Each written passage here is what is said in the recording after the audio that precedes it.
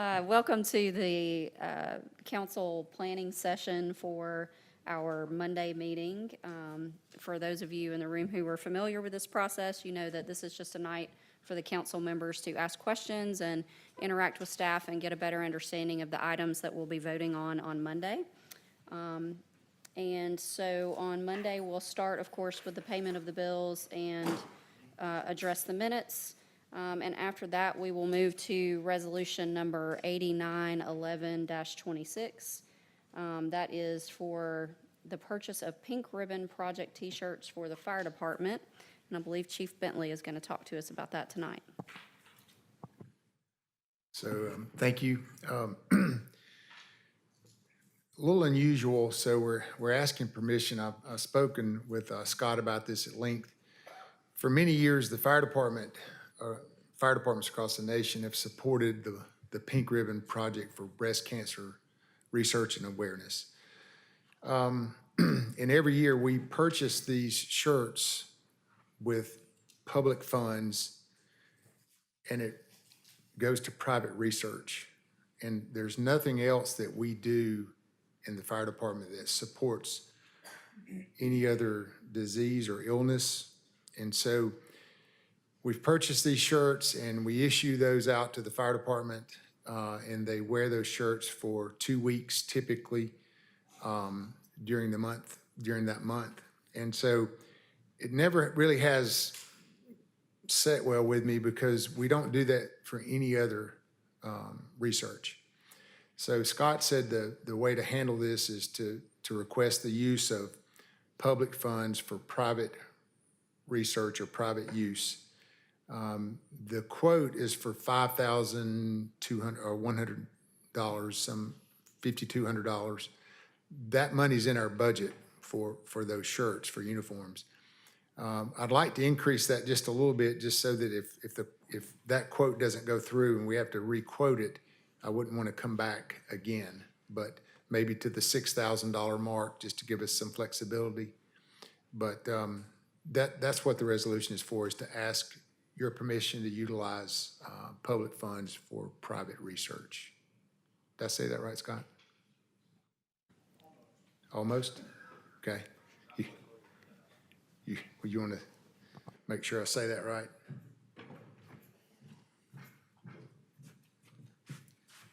Anytime the council finds a public benefit in expenditure of the public funds, you're fine. So the goal here is to just establish some public benefits. My issue's always been we didn't do it for anything else, and I felt like it was a little bit awkward. We just want to make sure we're doing the right thing. And a valid public benefit would be supporting breast cancer awareness, Absolutely. breast cancer research, and benefiting the health and welfare of the citizens of Hoover. Exactly. Okay. Thank you. Any questions? All right. Moving right along, we'll move to item number 4 on the agenda, resolution number 8912-26. I believe Mr. Miller is going to come and talk with us about a memorandum of understanding with Shelby County for the NCFI expansion project. Yes, ma'am. Good evening. So yes, if you remember last time I was up here asking for a change order for the NCFI project, we talked about the $200,000 that was the owner contingency that was built into the contract of the project. This memorandum of agreement, or this agreement memorandum of understanding, is really the agreement with Shelby County for that $800,000, really so that they will provide $800,000 if Hoover provides $800,000 towards the project to put towards contingency to really right size where contingency needs to be on a project that level. We have already contributed our $800,000, so this is just to formalize and memorialize that agreement. Very good. Any questions for Mr. Miller? All right, we'll move to number 5, resolution number 8913-26. This is regarding implementation of a Regions P-Card program and authorizing the Chief Financial Officer to execute any and all documents for a Regions program for the uniform allowance for E911 and the Police Department. Dr. Lopez. Good evening. Good evening. Well, just as you just read, the police department and E911 both have requested, they had this program in the past where they had the P cards for the uniforms. It was taken away a few years ago. And so now they've requested that we put it back, and that's what this will be doing. And being able to sign the appropriate documents to make that happen. Any questions for Dr. Lopez on this item? Dr. Lopez, are these for each individual employee, or is this just for the department in general? Each individual employee will get a card that has the amount they get for the fiscal year. Per year, per employee? Thank you. All right. Moving right along, resolution number 8914-26. This is authorizing the police chief to execute a memorandum of understanding with Gulf Coast HIDTA and ALEA. I don't see Chief Morris here yet, but we've got substitutes.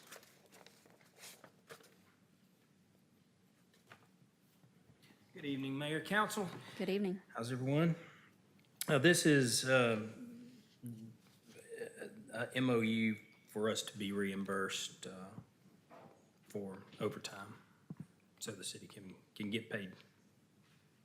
That's it, and I believe it's already approved, Sean? The agreement was approved, this is just approving the reimbursement. Yep. Chief, do you know what the dollar value is? No, sir, I don't know off the top of my head what it's capped at. Perhaps Monday night? Absolutely. Thank you, sir. And just to be clear, this is related to our support of actions in support of the ALEA and the Gulf Coast drug trafficking efforts, the overtime that's worked in association with those efforts, is that right? Yes, ma'am, that's correct. Okay, thank you. Yes, ma'am. Other Any questions? questions? No, I think we're good. And I do have something to add on that too. That's basically for us to get the money back. Aaliyah will get the funding back to us for that. Right. Understood, thank you. Item number 7 on the agenda, 8915-26, is authorizing the mayor to execute an agreement with Trace Crossings Residential Association and accepting a statutory warranty deed for right-of-way acquisition for Exit 9. Ms. Ginn? Good evening. Good evening. This is just a tract of land that's needed, very small, from the Trace Crossing Association. It's 0.22 acres that's needed for the Exit 9 project. It's there physically near South Shades Crest Road, and it's just the formality of going through the paperwork for that acquisition for the project. Is there any cost associated with that acquisition?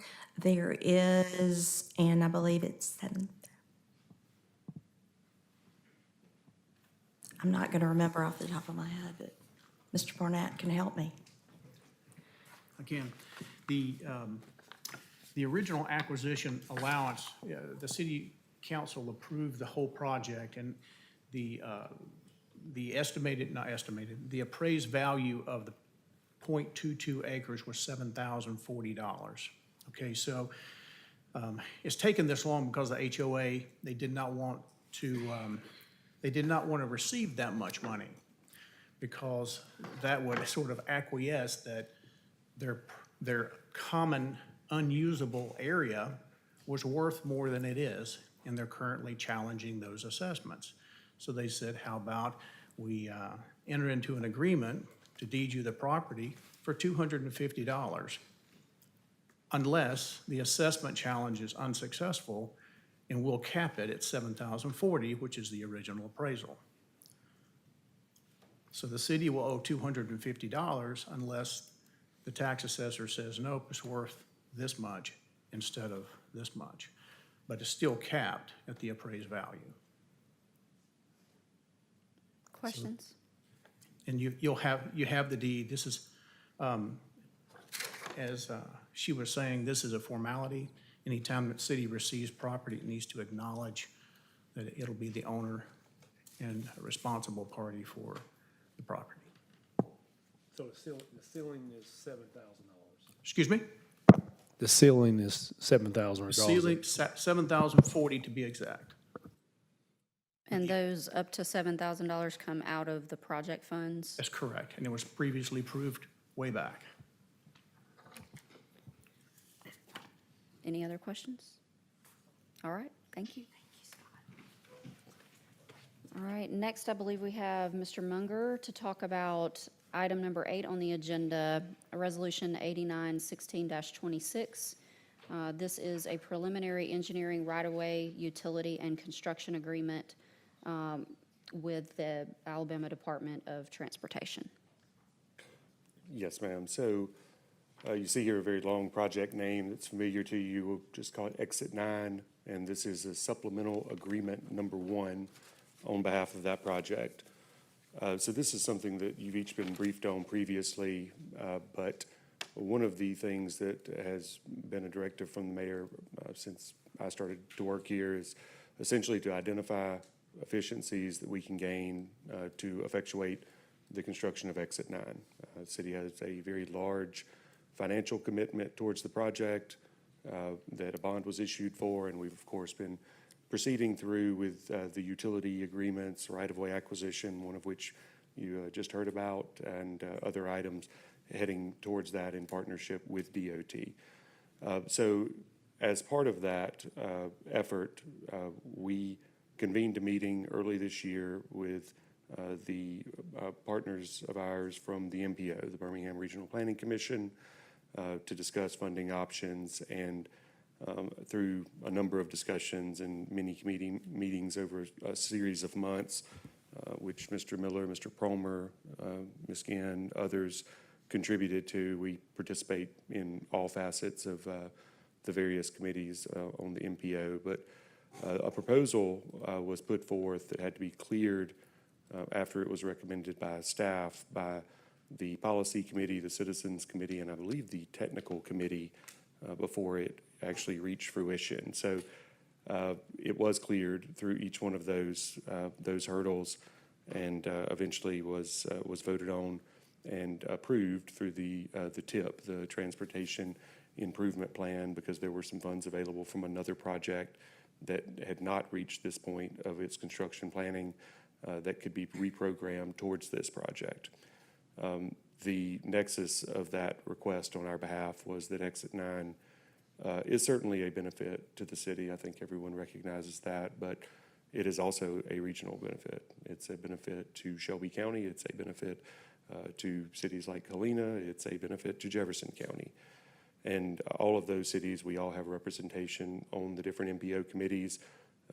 And that was something that was discussed in those committee meetings, and our partners agreed to support this reprogramming of $16 million to go towards what would have otherwise been the city's commitment on this project.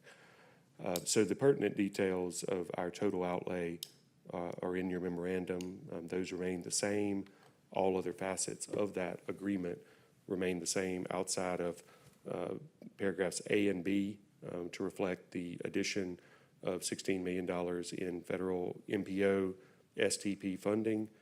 The ALDOT contribution, which are federal funds passed through ALDOT, remains capped at $58.95 million for the project. And the net effect of the supplemental application is that the city's projected share of the construction cost will be reduced from $57.9 million to $41.9 million. Of course, those are all based on construction estimates, ultimately subject to whatever the final amount is on bid day.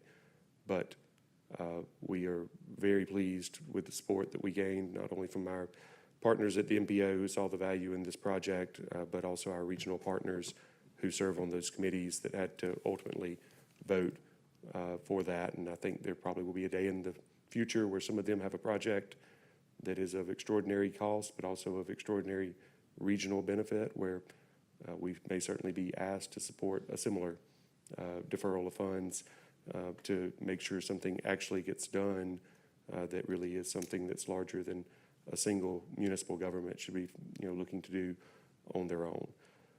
But the action item on Monday is simply for the council to vote to accept supplemental agreement number 1, and a resolution will be in your packet to that effect. There is no sort of change. This only lessens the city's burden on this project.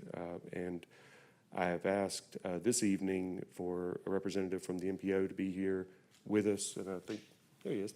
So he was one of the people that was battling a little bit of traffic on the way in, but Mr. Mike Kaczorowski goes by Kaz. He is the principal transportation planner at the MPO. And if you would, I think we've got just a couple of slides that he wanted to run through just to tell you a little bit about the TIP process. But Kaz and some of his partners at the MPO, some of his colleagues, are our primary contacts when it comes to facilitating some of the projects that they administer in close conjunction with ALDOT. So Wendy will get that up, and we'll turn it over to you, Kaz. Great, and I can do this in 5 minutes or less if you'd like. I assume, Excellent. but slow me down if you want, if you care to. Of course, ask questions as we go. Again, Brian mentioned my name is Mike Kaczorowski. When you have a long Polish name and a very simple common first name like Mike, you end up with a nickname. So everybody just calls me Kaz. So anyway, just it's an easy way to remember it. So who are we? If you don't actually mind going back to the first slide, there's some confusion that there's two entities, but there's really not. We are the Regional Planning Commission of Greater Birmingham. And we are employed by the Regional Planning Commission of Greater Birmingham. The Metropolitan Planning Organization, we are staff to. The Metropolitan Planning Organization, or MPO, are made up of committees, and you have several members on our committee. The policy committee is the formal voting committee that approves everything. And Rosemary and Scott Promer and Mac Martin, your planner, are all official members of that committee. Next slide, please. Okay, so that's the distinction. We have the Regional Planning Commission, which has a lot of different services, and the Metropolitan Planning Organization that is required by the Federal Highway Administration to essentially approve all transportation dollars that come through federal channels have to be approved by this committee. So that's the basis of why we exist, why the Metropolitan Planning Organization exists. Next slide, please. So there are planning commissions all over the state. There's you can browse the various ones. Obviously, we're the one in the middle, number 3. So the Regional Planning Commission is made up of 6 counties. And then the next slide, if you would go to the next slide, there's 84 municipalities in those 6 counties. Next slide. And then the blue area, it's hard to see everybody, but that's the Metropolitan Planning Organization boundary. So the funding that we manage, that the MPO Policy Committee approves, has to be spent within that blue shaded area. So obviously Hoover's right in the middle there. All right, next slide. So here's some of the services that we offer. Obviously planning, but transportation planning. We also do community planning. Lindsay Puckett, my coworker, manages that program. The name of the program is called Building Communities, where she also does, she helps with comprehensive plans, land use planning, things of that nature. We have an economic development director, Kia Craft, and she helps out with various economic development opportunities and grants. The Medicaid waiver program is also housed under the Regional Planning Commission. And we also have mapping services. You may have heard of Commute Smart, which provides some van pooling and carpooling and gives incentives for people that do something other than drive to work by themselves. And then we also have Alabama Partners for Clean Air, which is funded to, as you can imagine, to try to encourage different entities to clean the air, to do things that help make the air cleaner. So those are our various services and programs. Next slide. This is a way to think of the funding that comes down to us. The total federal budget, and this slide's a couple years old, but it's comparable, almost $7 billion, or excuse me, $7,000 billion or 7 trillion. Of that, about 1.1 trillion goes to all the federal aid. And of that, about 131 billion goes to transportation. And then the state of Alabama gets about 800 to 900 million of that. I need to put a bullet in there. Well, excuse me, it's 1.1 billion, but they also have the gas tax, which is 300 million, excuse me. But all that is to say, the MPO technically only has full control over about $32 million, of which the 16 million that Brian just mentioned would come from.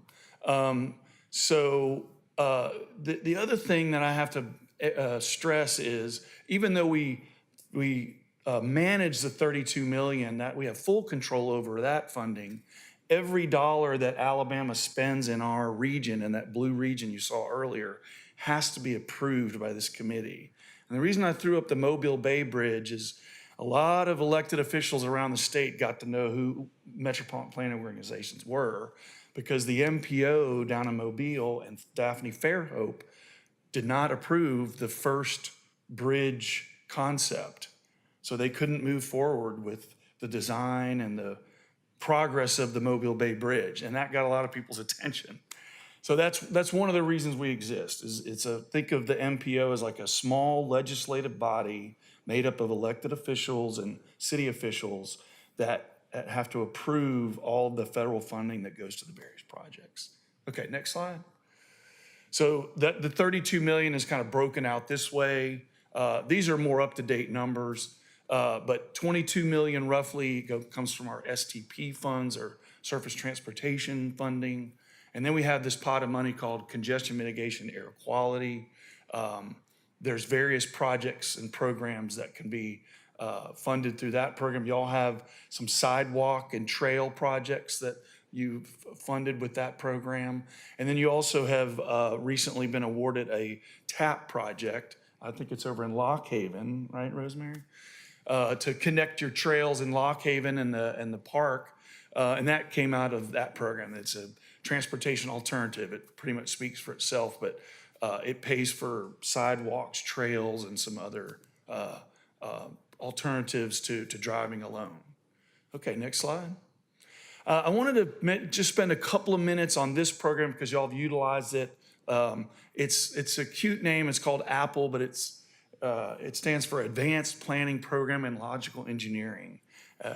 Someone over at ALDOT came up with it years ago. It's been around for about 14 years now. Next slide is a little more telling. It basically helps cities and counties and other municipalities. ALDOT's even utilized this program, and so has the BJCTA, the Transit Authority. But it allows us to hire the appropriate expert or professional or firm that can answer some of your questions. Typically, it's an engineering firm, but there's planning firms and other consultants that help us with this program. And I'm not gonna read all this off, but it just helps answer the questions. How much does a project cost? What are some of the headaches that you might encounter? Are there environmental or right-of-way constraints, things of that nature?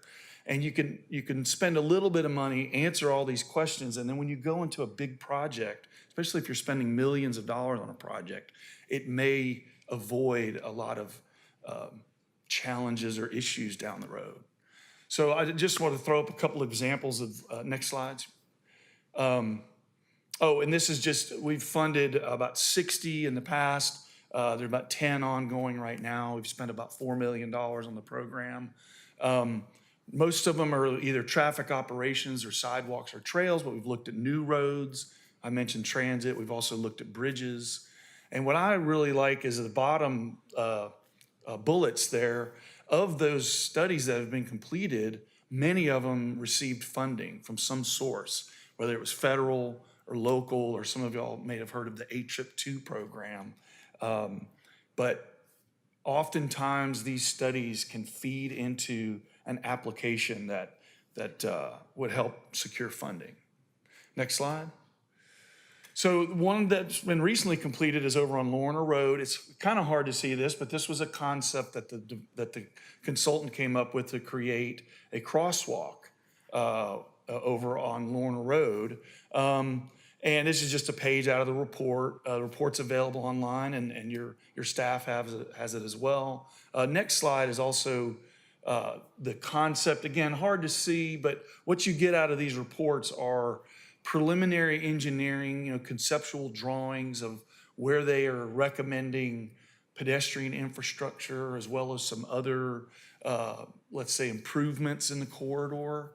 So sometimes you just need, again, those experts, those engineers or other officials, if you will, that have expertise in certain areas. And then again, it's just meant to help inform you to make a good decision moving forward. So next slide. I'll wrap up here in a minute.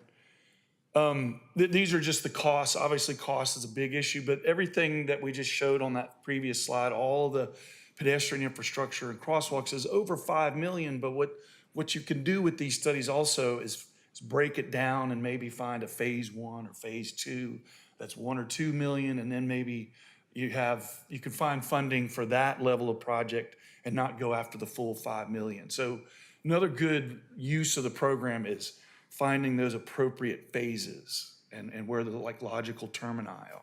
Okay, I think I have one more slide and I'll wrap up. This one we just kicked off, I want to say a week ago. But Mac Martin is managing this study. He has asked the consultant to determine the feasibility of building a trail system through your River Chase Business Park. And you can see the little arrows in particular. Eventually, the trail system would link to other trails, or at least, spin off in all the directions, north, or I want to say east, west, and south. And so, knowing that you've got a trail that's going to be built by, I think, Signature Homes, or one of the developers is already building a piece of a trail, we can spur from that. And so anyway, this study should help you in the future make the appropriate decisions on what is feasible and what, how much it costs. So that's the next one that y'all are working on. And I think that's it for now. Brian and your staff have my information. They have my cell. We text. We're constantly in communication. But if anybody from the council or the mayor, if y'all ever have any questions for our organization, you can always contact me or anybody at the Regional Planning Commission directly. And that's about it. Brian, was there anything else that you wanted me to cover? I think you covered it. It's obviously, with the Apple studies, TAP, things like that, these are all acronyms and projects you've heard about. And I don't know, as we came closer to this meeting with this, very notable allocation, so it really is a good time to just talk a little bit about what the MPO contributes and what all we work through the MPO. If we're stuck on an issue, if it's something that, we're not sure is feasible, obviously we have a lot of very talented engineering staff, but sometimes we also need technical assistance from outside. The MPO is a great partner in helping us figure out if this certain things are warranted, if it's something we can do before it ever reaches here in the council chambers. So I just wanted to have a chance to kind of highlight some of the things they do, and obviously express our thanks to the MPO for their assistance and guidance on this Exit 9 supplemental agreement specifically. So thank you. We're happy to help, and just I'll end it by saying we always try to get to a yes. So not all agencies do that. But thank you for your time. Thank you. Thank you, Mr. Kaz, for your cooperation and for securing these funds for Hoover. That kind of regional cooperation is something we need more of, and what an awesome result, Mr. Mayor, for you and the team to come back with that money to defray some of this cost for the city. So thank you. Great, absolutely. We're happy to do it. Thank you. Thank you. Any other questions or comments on that item? All right. Number 9. Just a lot of appreciation. Yes, extreme. Number 9 is an ordinance, and it is an ordinance de-annexing certain property from the city of Hoover for the property located at 7160 Cahaba Valley Road, and I believe Mr. Martin is going to speak with us about this one. Good evening. We touched on this item at the last work session, or at the last meeting, rather. There is an application or petition to de-annex a church facility, Cahaba Valley Road. The land is, it comprises approximately 7 1/3 acres directly across Cahaba Valley Road from the Tattersall development. As far as what is going on in the general vicinity of this property directly abutting this site to the north and the west are located within the city of Birmingham. Immediately to the south, there are 2 smaller tracts of land that are in unincorporated Shelby County, one zoned in their B1 business district, the other in their office industrial district. And then a third property adjoining this one to the south is in the city of Hoover and zone C2. That's just a general background. Any questions you have? I believe we will have some questions on this one. Mr. Schultz, we'll start with you. What happens to, let me begin. They want to de-annex because they want to have a school, correct? That's correct. And they did not follow the proper procedures to have the school, is that correct? That's correct. Okay. What happens if the ordinance does not pass? What happens to them? If the ordinance does not pass, then of course we would invite them to submit an application for conditional use and go through that zoning entitlement process. That would be reviewed by not only staff, but the planning commission, as well as the city council. But we would anticipate there being plans submitted for that particular use, as well as a traffic impact study. How long does that take? We're generally running about 3 months on that process. Is that something that can be expedited, or is that just standard? Currently, it's standard. It's set in place by ordinance due to the advertising and the public hearings that are involved in that process. Okay. All right, thank you. Other questions, Councilor Smith? Yes, Pastor, you're here tonight, aren't you? Could you come to the microphone, please?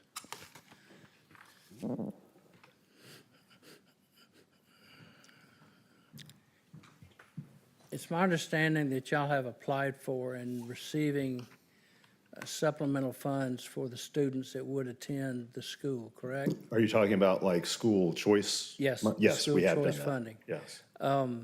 But have you still not yet received the proper documentation to be able to form the school even in Shelby County?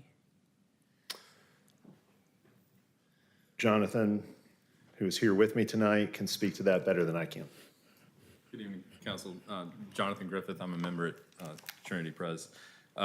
We reached out to Shelby County when this came to light and the idea of de-annexation came up. I spoke with their zoning, 2 members of, I guess, their zoning commission, and asked, would there be an issue if we de-annex to go through the proper channels of Shelby County? And they told me that we would file an application to have a conditional use permit placed on the property that would allow us to, actually for a church and a school. But what about at the state level? You have to have licensed at the state level, do you not? To operate a school? Yes. No, sir, not to my knowledge. As a church or religious school, we are all clear there. Right. So it's I was just a zoning wondering. issue. I was just wondering if you were not able to operate as a school, then are you going to have to give that funding back to the state? And then what happens with the property? And then the city will have de-annexed the property prematurely, I guess. So, And that's, Madam President, I guess that's where my concern would be is unless they have guarantees from Shelby County that they are going to be able to operate as a school. You know, I don't know that they have any guarantees. if I could speak to the Yes, sir. the funds. So the way that the Choose Act works, we don't actually receive those funds. They go into an account for, and forgive me if I'm telling you something you already know. They go into a parent's account, or it's designated for them. So we don't actually receive those directly from the state. Those are paid in the forms of tuition payments out of those accounts. And so it's my understanding, based on other issues, so for example, if you had a student who enrolled but then withdrew, it would just follow and the school's policy provided that it would retain 50% of the tuition, refund 50%. That 50% would go back into the parent's account. And so it's not an issue of us retaining funds. And then for with regard to Shelby County, their advice or instruction to us was to go ahead and file an application, but it would have to go through that process. Right, but there still are no guarantees. They do have a temporary. Correct. They said that once our application was in, that we could proceed, but to the strict answer to your question is no, sir, there are no guarantees. Do you know of anyone that would get up and speak in opposition at Shelby County, in opposition to your project? No, sir, we've only received positive feedback. Okay.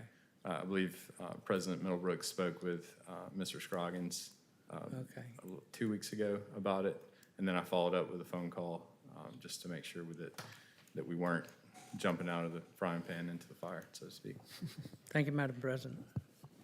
Thank you, Councilor Smith. A couple of comments on this item, and I'm going to be a little more lengthy than usual, but I'm not going to be here on Monday night, and so I would like to say my piece now. So this is C2 zoning, and I had Mr. Martin pull for me a list of all of the permitted and conditional uses for C2 zoning, and it's quite lengthy. C2 zoning has 32 permitted by right uses, many of which I think that the community and the surrounding area would find to be a lot less attractive than a school at a church. And so I would just suggest that we consider the possibility that if we do not de-annex this so that the potential school can go forward, the church could decide to sell this property, and at which time, you know, whoever is the owner of that C2 zoned property could put in things such as nursing homes, auto parts stores, automobile dealerships, brew pubs, building supplies, convenience store, department store, domestic equipment rental, drugstores, pharmacies, furniture stores, grocery stores, beer and wine sales, liquor sales, sit-down restaurants, retail general, banks, dry cleaners, gymnasiums, hotels, laundromats, motels and hotels, neighborhood service and offices, research and development, movie theaters, short-term rental units, veterinary clinics, and off-premise beer and wine and alcohol sales. So there are, you know, potential risks on the other side of the annexation question here. The second thing that I want to point out is just that, you know, part of the reason we're in this situation is, yes, of course, the applicant didn't recognize that they needed a conditional use, but I don't think that's very unusual. I've experienced that story from people who are applying for conditional uses many times, where they were not really aware that they were not allowed to have a certain use. And while there is some responsibility on the applicant to know that, I think the city could be more transparent and make it easier for business owners and property owners to understand the zoning restrictions that they have. I have an example from this past year of someone that I know that applied for a conditional use, a very similar situation. They didn't realize they needed it. They had already made some plans. They've spent money. They're investing in our community. They found out that they needed to apply for a conditional use. They apply for it. They don't find out in their first meeting with the staff that they need a traffic study, so they find that out later. That takes many weeks to complete. And all, it was 5 months before they got their conditional use hearing, which has real consequences in the business community. And so I would just invite us, I know that the staff is already looking at ways that we can make our conditional use processes more efficient, and I would just encourage us to really take this as a moment to recognize, regardless of which way things go on Monday night, this is an opportunity for us to say, hey, this could be a clearer process, it could be an easier process. Of course, we need to allow for adequate public input, but there are probably ways to change our ordinances and shorten this up to make it more friendly to those who are the business or property owners.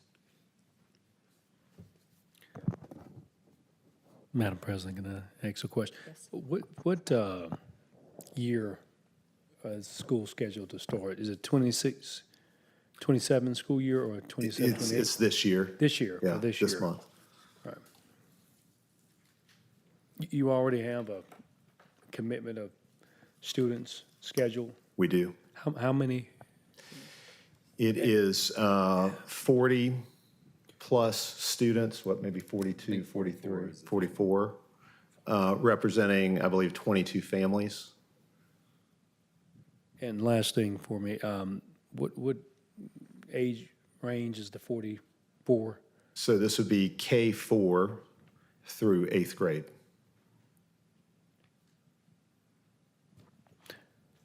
Thank you. Madam President, Mr. Martin, the advertising responsibilities, are those by city ordinance or that state statute? By city ordinance for conditional use. Okay, can exemptions be provided in cases? I would have If to the ask, council were to decide that? I would have No, to lean on our legal team for. I would think that you can. You just need to be aware that when you start having the exemptions, is it going to be a permanent exemption or is it going to be on a temporary basis? You may wind up with those situations where you're opening yourself up to some liability that you don't have right now. I would think that we'd need to look at it long and hard. And are you going to have the exemptions? Is it going to be a list and say these are going to be exempt, or is it going to be up to the council at the time? I mean, I don't know, what do you got in mind? I was just throwing it out for conversation and thought, really, that's all. I mean, if you had an exemption saying that schools that are properly organized are exempt, then there's no traffic study. You may have opposition from the neighbors that you don't know about, but that's up to the council.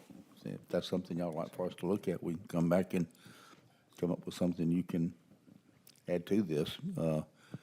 We'd hopefully have some guidance about what functions should be exempt. Yes, sir.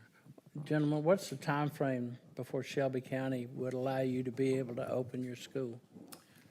So it's my understanding that we would apply for, and forgive my dates, I believe the next deadline for the application for the conditional use permit is August 21st. So we would present, they asked that we go through this process first, have the vote Monday night, submit our, if the vote is favorable, submit our application on or before August 21st. Then there would be a September, and forgive me, I can't remember the date on that September meeting where they would meet and discuss and vote. But their instruction to me was that there's no issue with having the school while it's going. Once our application is in, they would not have any issue with the school. So you would open school in September, No, August. August. Yes, sir. So we would file our application, and as long as our application is in, then it's my understanding that there's Thank you, no sir. objection. Can you provide that in, you use the terminology, or use the term, "it's my understanding." Yes, Can you have that in writing by Monday? I will do my best. Okay. Yeah, it gives you tomorrow and Monday. I think to follow up on Mr. Smith's question is,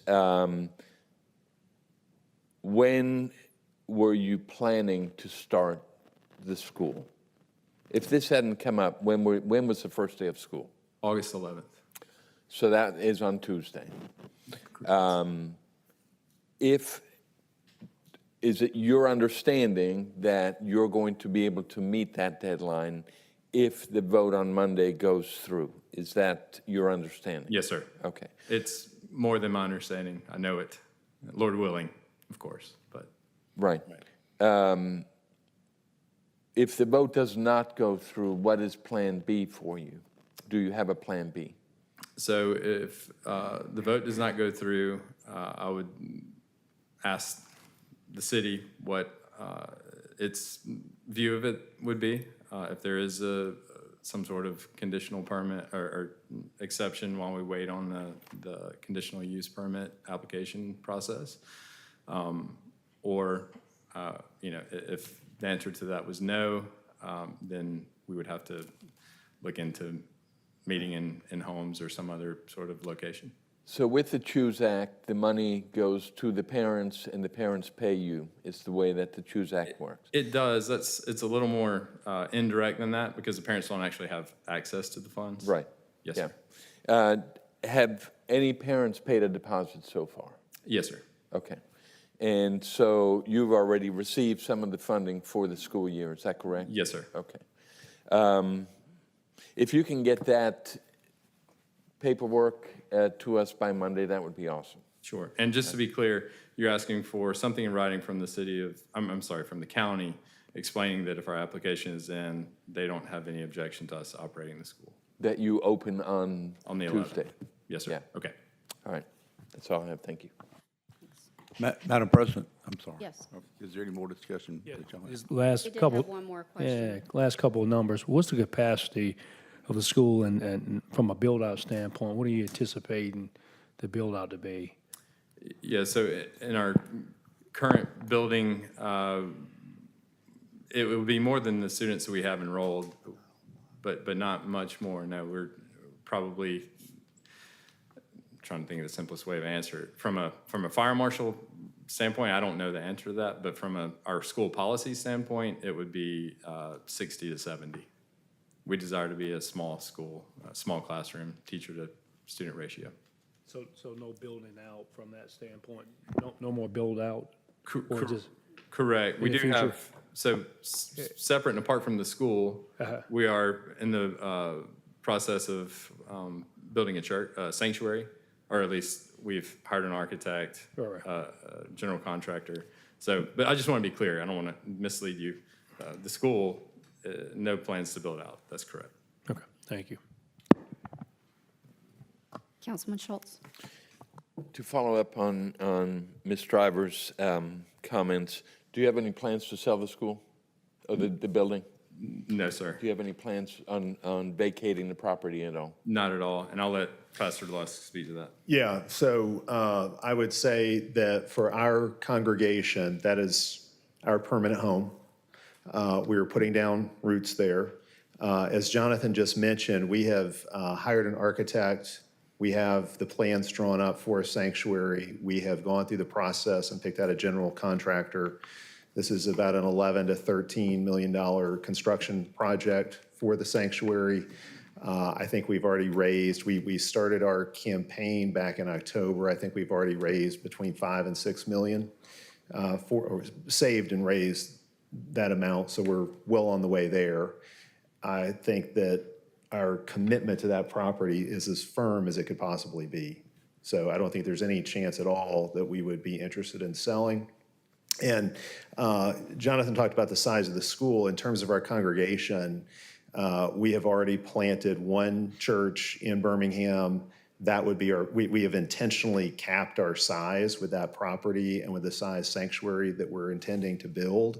So as we, Lord willing, continue to grow, we would be planting churches rather than moving from that location or something like that. So in all kinds of ways, I would just say we've made a very firm commitment to that particular location for our church. In fact, I think what our congregation would say, certainly what our leadership would say, is that moving to that location is one of the best decisions we ever made as a church. So it's been a really good location for us. So we are very much putting down roots there, and I don't know how else I could prove that to you, but in every possible way, we are committed to that location. I gathered that. Thank you. Thank you very much. Attorney Waldrep. Thank you.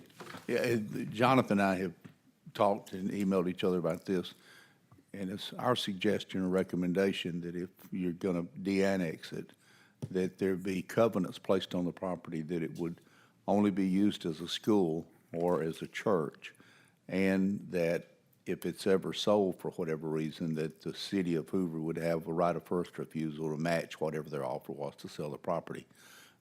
And based on what Pastor's just said, that shouldn't be a problem. But if we're going to do that covenant, Jonathan, Scott and you need to be talking pretty quickly here.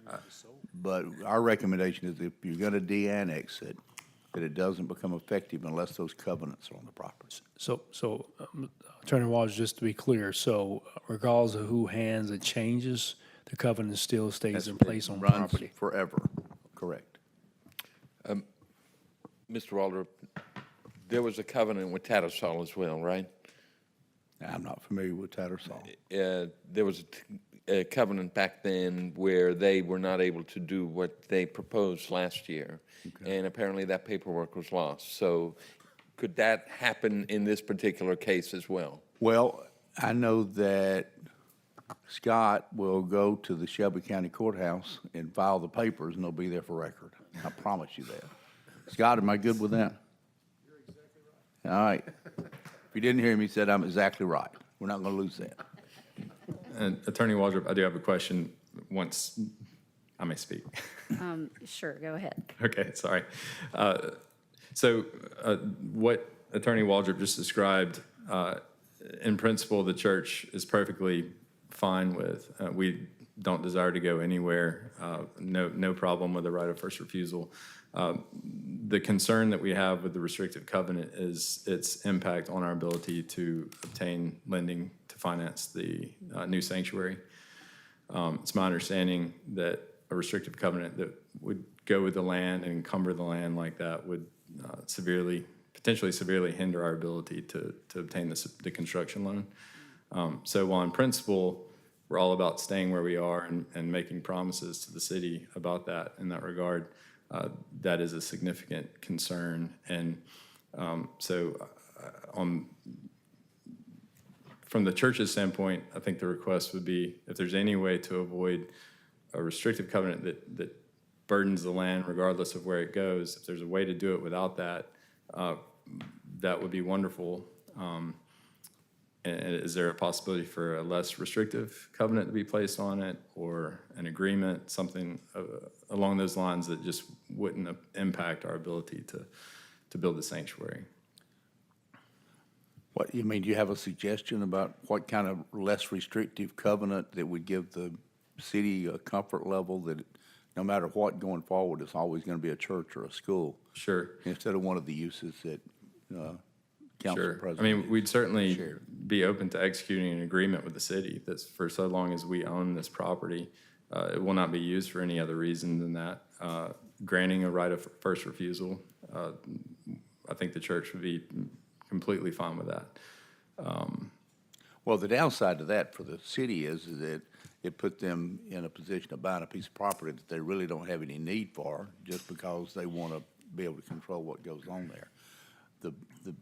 For the city, from our perspective, and I understand what you're saying, but from our perspective, the covenant that says it's not going to be anything but a school or a church with a right of first refusal to purchase it if it's ever sold. To me, that gives the city a comfort level. I just don't know how to fashion that. Scott, you got any thoughts, you or Johnny? An agreement that says exactly that. It's not a restrictive covenant per se. It's during your ownership, and the right of first refusal is at that time. It's not a restrictive covenant per se. It's an agreement with the city. But it puts the city in the position of buying that property. So, Well, just so you know that. Isn't that what you also said? Didn't you also say that would be part of the restrictive covenant too, though, that at some point in the future, the city would have the right of first refusal if it was going to be sold? That's correct. If you just want to say that the city has a right of first refusal, you can put that on there, and that would be sufficient. You wouldn't have to say if it's a school or always be a school or church or whatever, but you just need to be aware that if you don't restrict it to the use as a school or a church, if all you say is we have a right of first refusal, at some point in the future, you may buy a church building. Well, of course, you wouldn't have to exercise the right of first. No, you wouldn't have to. They could decide not to.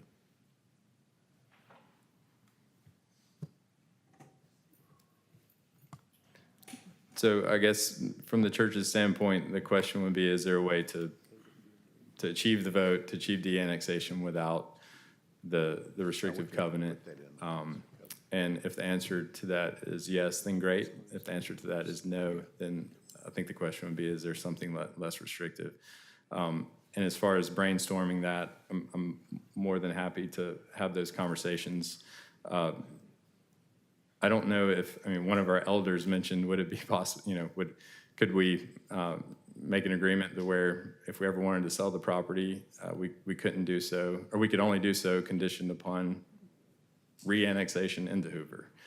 So in other words, we'd be bound to get it back into.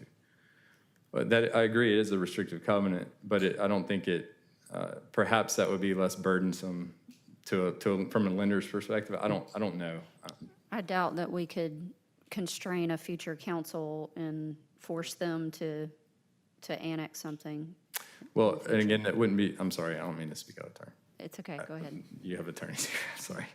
I just wanted to make sure my point was clear. That brainstorming idea wouldn't be that the city would have to, the burden would be on the church to, the only way we can sell this property is if the city agrees to allow us to bring it back into the city. So there'd be no burden on the city council. They could simply say, no, we're not going to do that, and therefore the church, you're stuck with it. But again, that's in the brainstorming category. I'll just say this last thing. In previous, when individuals purchase property, so let's say hypothetically, you guys are going to be there for 25 years. So that'll be a council without me, part of it. So typically, sometimes individuals come requesting maybe a modification of the covenant or whatever, annexation back in with this owner wanting to purchase it. I think that a future council, if we're going to make concessions now to de-annex property away from the city, right, they technically be sold for other uses, then I think in the reverse side of that, if you want to modify that, you come back before the council to ask their thoughts on that, to modify their time. So putting a covenant on only a church, because that's what it is right now, that's what you're asking for, you're trying to get a deadline is really kind of tight, you're wanting to get a council to agree upon this. So that's extremely tight. So from a negotiation standpoint, I think you just need to come back and ask another council, can you lift what the previous council has done? That's just my 2 cents on it. But if you want to get it approved or consideration, I just that's my 2 cents to keep it as a church and go from there. I'll land right there, Madam President. All right. I think if there are any further, negotiations or discussions that you want to have with legal counsel, you're welcome to do that following tonight, and then you'll have an opportunity to talk to the council again on Monday. Okay. Thank you all so much for your time. Thank you. Yes, thank you all very much. Thank you. All right. So item number 10 is resolution number 8917-26. This is authorizing the use and grant of public funds for a 772 amendment. Mr. Muenger. Madam President, of course, we are missing a few members tonight, and so I would, of course, extend the option either to delay this presentation or to move it to Monday or to duplicate it if it would be for the benefit of the council. But the purpose of this public hearing that is scheduled for Monday is to consider a redevelopment proposal regarding the former Big Lots property that's noted on the screen here on Montgomery Highway. I know we do have a representative with us here tonight, Mr. Drew Herndon with NRE River Chase LLC, and Mr. Grimes is prepared to give a brief presentation and overview to the council, which is also summarized in your packet. So, Drew, if you'd like to come down and speak to the proposal, and I'll let you and Mr. Grimes kind of talk through the particulars of how this space is proposed to be subdivided and what tenants are proposed to be placed there. Well, first off, what would you like to do the presentation both nights, just so we know, for the others? I apologize. Can you repeat the question? You said you would be absent Monday, but would you like us to plan to do this? Drew will also be here, so whatever we do tonight, we can do again on Monday as well. You can. They can also watch the video, so hopefully among the questions that are asked here, there won't be many on Monday, but I would be prepared in case there are questions, but maybe just the presentation tonight.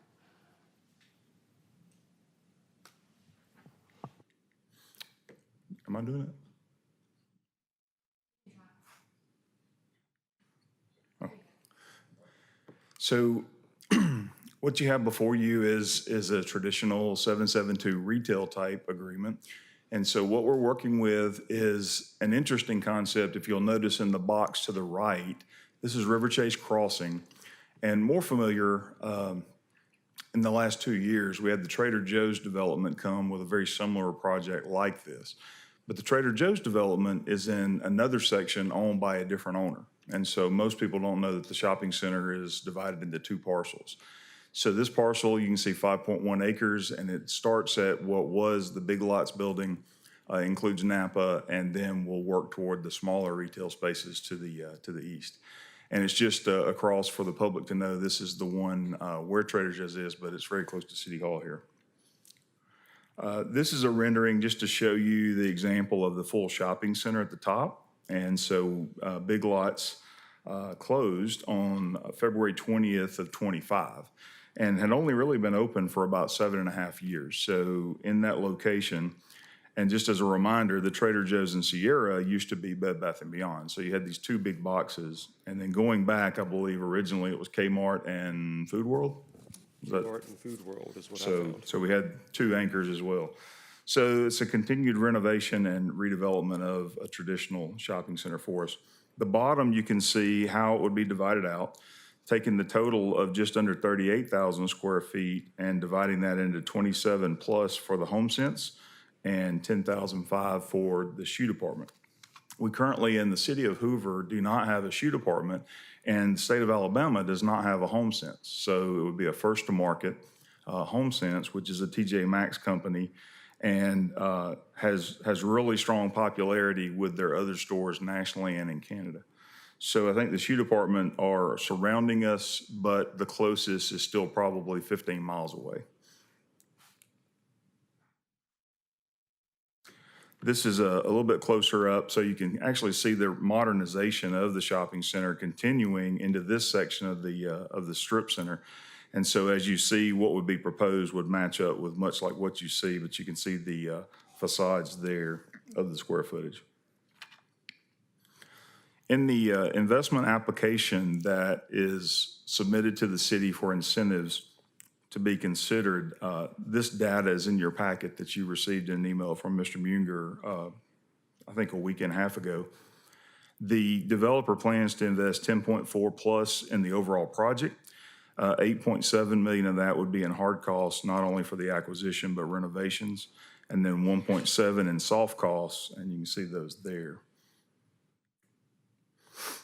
One of the things that we have been watching the trending in the shopping center as a whole, even though this facility has been empty for some period now, and Napa really doesn't have a tremendous storefront. They're more delivery to the dealerships. So that end of the shopping center has been, continued to be very vacant.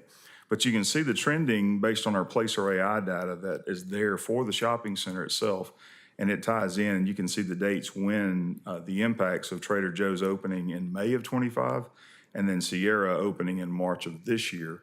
Both are very successful. I don't think I mentioned that Sierra is also a TJ Maxx company. So these are in the family of TJ Maxx, along with what we have up 31 with Home Goods and the actual TJ Maxx itself. It would be first in Alabama, and I think that is also key. And with what is being requested, you will notice that in your packet that you have the retail sales estimates show that we would be somewhere in the neighborhood of 4 times greater than our previous tenant in the one box. So with the 2 tenants that would be part of this incentive project, HomeSense and Shoe Department, in that 38,000 square foot, the estimated tax generation and total sales that would come from that with retail sales tax would be over 4 times greater than what we had with the previous tenant of Big Lots.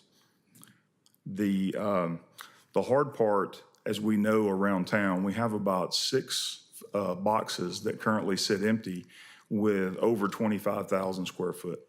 And so some of that is a slow process of seeing redevelopment proposed because you may have a tenant paying lease to the landowner, but you may not have anything going in that box because there may not be a motivation. And in this case, we have a motivation with the developer to create these tenants and to hopefully be open by May 1 in your development agreement of next year. And at the bottom of this, you can see we presented to the mayor month and a half ago. We've been working on this for several months with NRE River Chase, which is Noon Real Estate out of Tennessee. And with this particular project, they're looking for the incentive of $1.9 million. It would be a 50-50 split of retail sales tax with a 10-year cap. And we believe that number, based on estimates, at minimum will come in year 7. Very likely could be better, but we don't want to go past that. So it models very similar to what's next door with how that one is trending. You want to add anything specific?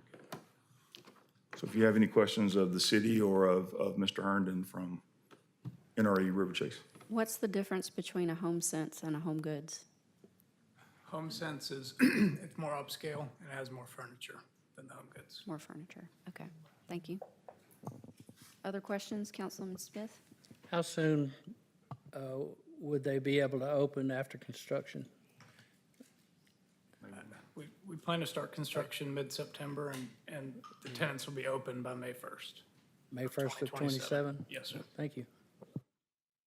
So just a couple of things to point out that we're also in the full incentive packet, contingent on the closing, which is essentially contingent on the action before council. There are 10-year lease agreements with both of those primary tenants. And the thing that you saw earlier, the parts that depict the full portion that would be closed upon included the Napa and some smaller stores, some of which are vacant. The incentive area, the Exhibit A, would only be the former Big Lots, the 2 10-year lease stores, Shoe Department, and HomeSense. The Napa, everything that is currently producing taxes and those small boxes are exempt. And so we would continue to collect 100% of the revenue on that. And so all of the numbers are predicated only upon what would be produced in the 2 new spaces that are formed. But overall, I think what you could see, this was, as I mentioned, a Kmart and a Food World at one point, breaking this up, finishing up the sort of downscaling of the center and continuing to grow the total taxable sales made in that This would basically put you to very close to 100% occupancy in this center, which is one of the oldest in the city. And I think it's a great model for what we can see, what type of interest we'll be seeing in these other centers. As Mr. Grimes said, we have 6 centers that have spaces that are 25,000 square feet and up. And the retail math now shows that there are not a huge amount of retailers seeking spaces of that size that aren't elsewhere in our city. So I would expect that over due time, you'll see this as a continued trend, just as people look for more manageable spaces to operate from and try to take advantage of existing infrastructure where it exists. Any questions? All right, thank you very much.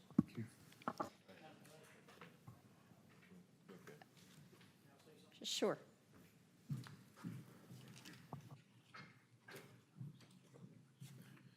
Just for clarification, the advertisement went out in the parent company's name.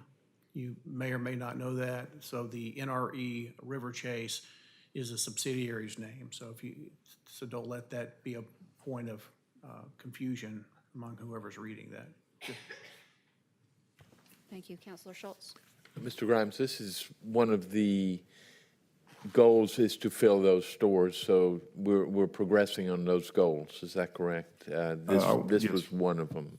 Yes, sir. And I would say your high priority, obviously, in the larger vision that the mayor has worked out with you all is obviously Galleria, Patton Creek as campuses. But mentioning 5 to 6 empty boxes today, each have movement, but in some cases, they're going to be very slow. Other cases, we may have something very similar to this.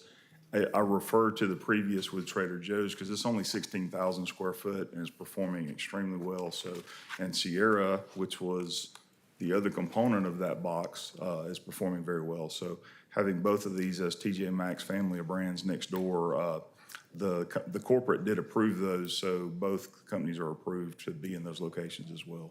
Yeah, I was in the Sierra for the first time on Sunday. It was packed. Yeah. So very good. Thank you very much. All right, the next many items belong to Mr. Martin on the agenda. We'll start with item number 11, which is resolution number 8889-26. This is conditional use to develop and operate a freestanding emergency department at 2137 Valleydale Road. Mr. Martin? Yes, council, this comes to you with a positive recommendation from the Planning Commission with a couple of recommended contingencies or conditions placed on it. One would be to provide revised landscape plans with altered plant schedule at time of permitting. 2 would be to obtain Shelby County approvals and permits for access and alterations prescribed in the traffic study to Shelby County right-of-way, that is Valleydale Road.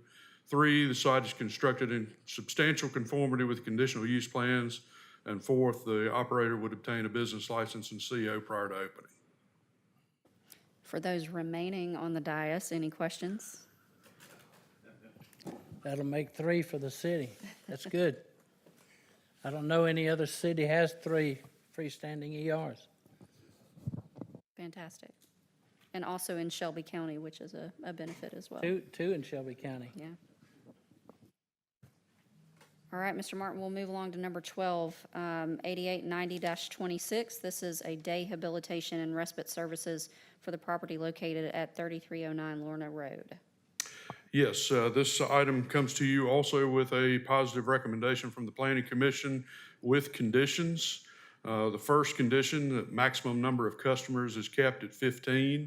2, interior of the building unit is developed out in conformance with adopted building and fire codes for the use. 3, any future exterior site work will require modified conditional use application and site civil plans. 4th, we have day habilitation program aspect of the business whereby customers are present, operates within the hours of 8:30 a.m. to 2:30 p.m. Monday through Friday as presented by the applicant in the application.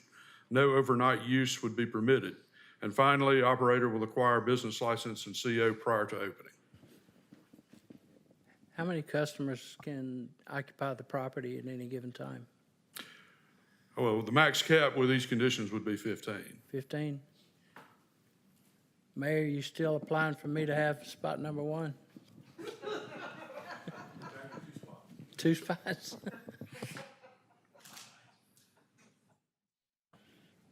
Any serious questions? All right, next item. This is number 13 on the agenda, 8918-26. This is a resolution regarding consumable hemp products for Altry Enterprises, 2 LLC, DBA Sunbed, and this is at 2341 John Hawkins Parkway, Suite 131. Yes, this comes with a negative recommendation from staff. I believe we're going to also hear from the police department on this item. Yes, ma'am. The police department does not recommend approval of a consumable hemp products license for this business based on information obtained from our ABC application investigation. Thank you very much. Any questions? Mr. Martin, where is this site located? Just to know. It's on John Hawkins Parkway. Let's see. 2300. It's okay if you have to look it up. I'll look it up myself. All right, we'll nail it down.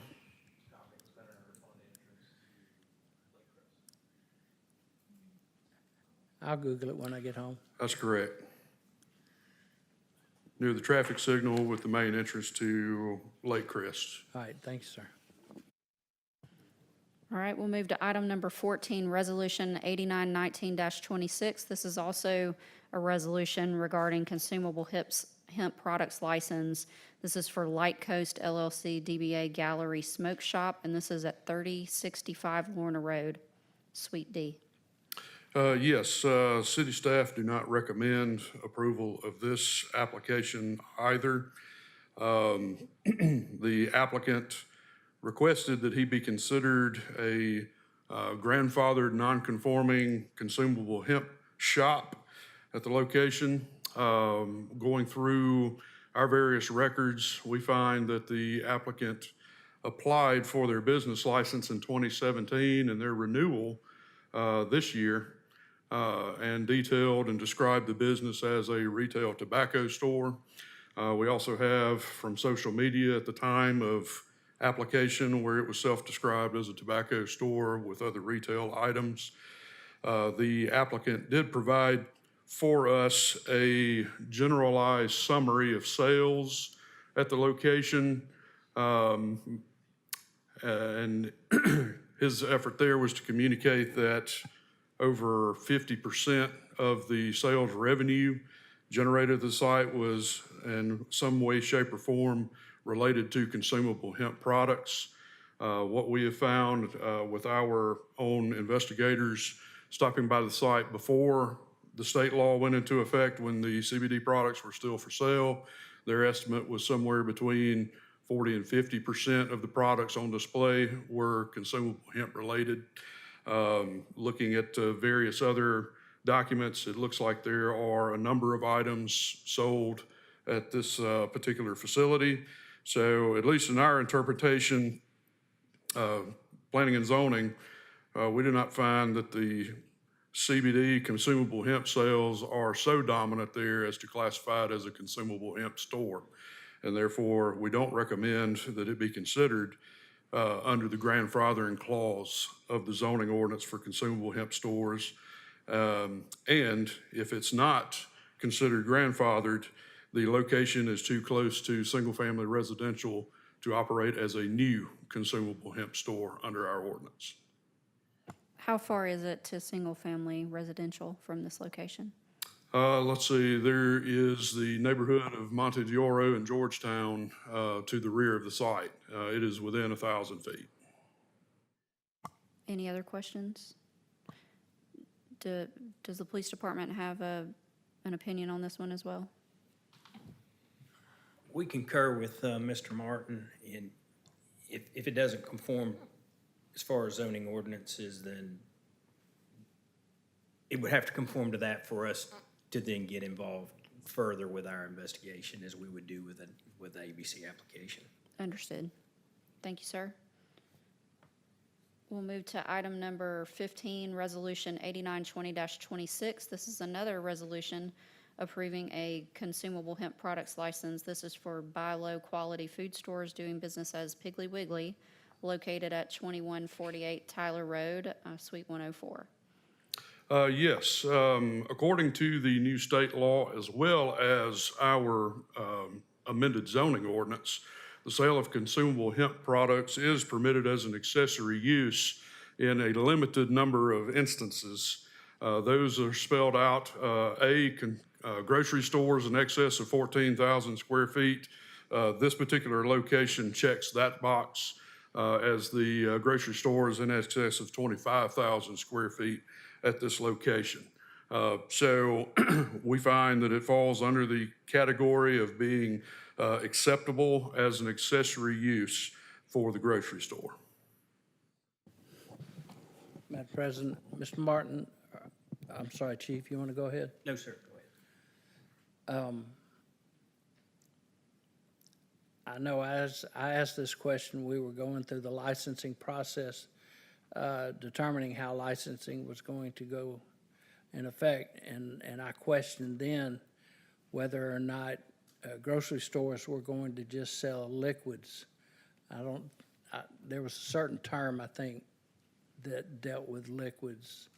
I can't remember what that is, but it was something that had a THC value to them. But does this mean that this applicant would be selling edibles as well? I would need to double check. I do recall there being some discussion about this being synthesized as part of drinks, drink products. But I'll need to double check just to make sure. I know, I figured they would do that because they sell beer and wine. And that would probably just go as part of those sales, even at that time. But I was just wondering whether or not they're going to step into the edibles or not. Let's double check that. Thank you, sir. Before Monday night. I'm sorry, Chief. No, sir. And I think to your question, Mr. Smith, I believe they are limited to just beverages if it's in a grocery location. As far as the police department is concerned, we've conducted our ABC application investigation, and we have no issue with approval of license for this location. So President Middlebrooks was not able to be here tonight, but he did suggest that we consider some conditions that we can place on a conditional use such as this one. A couple of those would be regarding no advertising outside the building to attract people in for the specific purpose of this use. Any advertising inside the building to be in print only. And then for there to be some sort of a system of controlling access to the items within the store, such as, you know, the way that tobacco products are sold behind a counter or otherwise under lock and key. Mr. Waldrep, after we determine the licensing responsibilities, can we come back at the time that we vote the licensing? That needs to be done when you grant the condition. That would be one of the conditions, and So we could we're do gonna it- get with MAC. This just came up, first I heard about it was either last night or this morning when I saw a But text this from. is something we could take care of Monday night. We can, yes. It's not something we would need to amend our licensing responsibilities. I wouldn't think so, Mac. I mean, it's just, that's one of the conditions. No, and I'll make a technical clarification here. We're not considering a conditional use approval in this particular case in the zoning sense. We are considering a approval of a license, a business license for this particular product to be sold. So at least as far as I know, having conditions placed on that licensure is within your purview. Thank you for that Very good. clarification. Thank you. May I ask you a question? Of course. Is that something that you'd like for us to be working with MAC on and have it ready for Monday night? Yes, please. Okay. And We're- Mr. we're Martin, good. the ordinance does not prohibit then being in proximity to R4, it's just R1? Let's see, as far as the accessory sales are concerned, as long as they are operating within a select few uses, one of them being a grocery store, the others being pharmacies or businesses licensed to sell liquor for off-premise consumption, there's no distance requirement for those accessory sales in those instances. Any other questions? That would negate 1,000-foot responsibility. That's correct, within these as accessory use to those three predominant uses. All right, thank you very much, and we appreciate you, Attorney Waldrep, for working on the conditions on the license to be ready for Monday night. Item number 16 through 19 will be taken for consideration in one motion on Monday. These are all weed and vegetation nuisance abatement ordinances, or resolutions, rather. Mr. Martin, do you want to cover those 4 items for us, please? All 4 of these have been out of compliance with our weed and other vegetation ordinance. 1017 Alford Avenue, 2337 Tyler Road, 3700 Stone Ridge Terrace, as well as 405 Cahaba River Estate. We will have an update for you Monday night as to their current condition at that time. Any questions? All right, I believe we just have one more item, which is, will be a first reading on Monday night for ordinance number 26-2710. Dr. Lopez is going to talk with us about the state severe weather preparedness sales tax holiday opportunity. Good evening again. So you may remember a month or 2 ago, I'm not sure, we had the back-to-school sales tax holiday, and we did it as an ordinance to make it in perpetuity to basically avoid us having to come do this every year, and it also will make sure we don't miss any deadlines. So we're getting on top of this one, and this is one we've done in the past as well for the severe weather. And so we're doing basically the same thing with it. Sounds efficient. I like efficiency. All right, thank you. Any other comments or questions? All right, with that, meeting's adjourned.